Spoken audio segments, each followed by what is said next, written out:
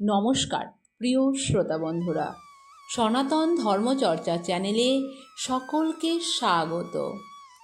আমরা আজকে জানব আষাঢ় মাসের বৃহস্পতিবারের লক্ষ্মীর ব্রতকথা ও পাঁচালী। বিনন্দ রাখালের পালা। নম নম লক্ষ্মী দেবী, নম নারায়ণী, এদিনে করো মা দয়া ক্ষীরদ নন্দিনী। বিনন্দ রাখালো বাস বিরাট নগরে, অতি কষ্টে দিন কাটে থাকে কুঁড়ে ঘরে। অষ্টবর্ষ বয়সেতে পিতা মাতা মরে, অনাথ হইয়া শিশু পথে পথে ঘোরে।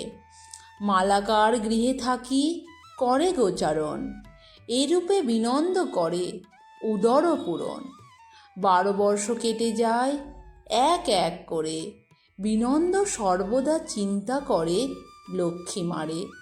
নিত্যকার মতো গরু লয়ে মাঠে যায়, সহসা ভীষণ ঝড় উঠিল তথায়। ধেনুগণে বিনন্দ না পাইল দেখিতে, এক মনে কমলারে লাগিল ডাকিতে। ভক্তাধীনা লক্ষ্মীমাতা ভক্তেরও কান্নায়, বিনন্দের নিকটেতে আসিল তরায়। আশি লক্ষ্মী বিনন্দেরে কোলে তুলে লন, ভয় নাই ওরে বাছা করো না ক্রন্দন। এতদিন দুঃখ পেলে চড়াইয়ে গোধন, আমি যাহা বলি এবে করহ শ্রবণ।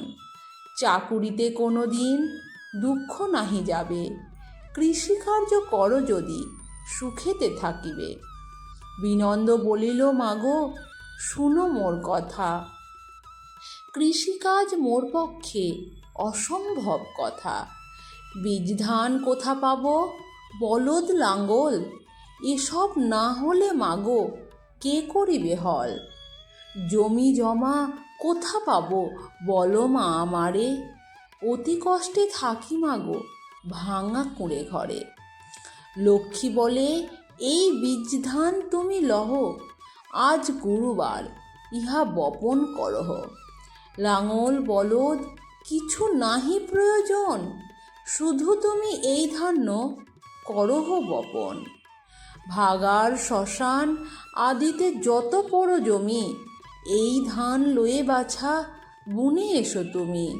বিনন্দ প্রণাম করি লক্ষ্মীরও চরণে, লক্ষ্মীর আদেশ মতো ধান দিল বুনে।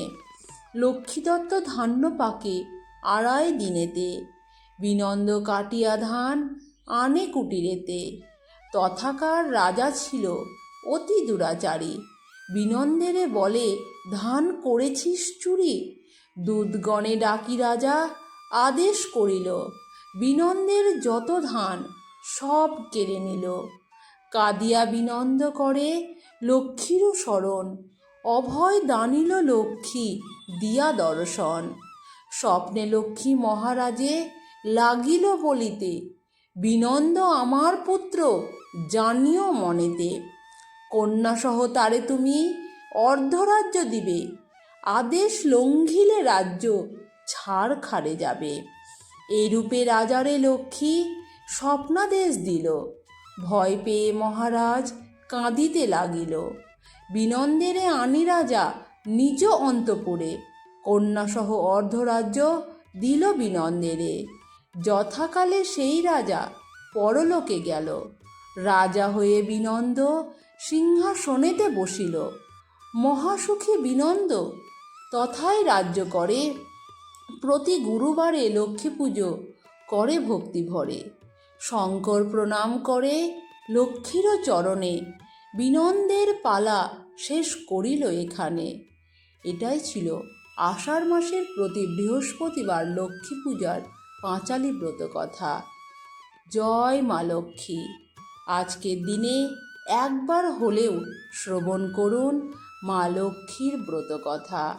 এই ভিডিওটিতে লাইক শেয়ার ও কমেন্ট করুন।